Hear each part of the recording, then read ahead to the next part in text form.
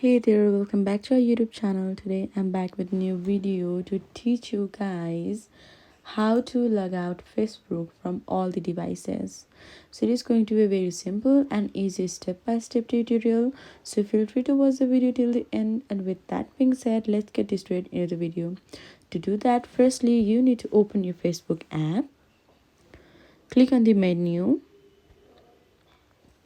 So scroll down and here you see settings and privacy. Click on it. Click on the settings, and on the top corner click on the password and security. So click on the password and security right here. Here you click on the button where you're logged in. My Facebook is logged in.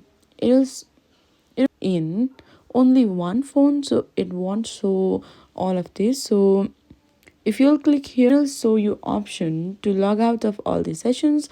Click on it, and like this, you can log out Facebook from all the devices. So that was it for today. Thank you guys. Bye.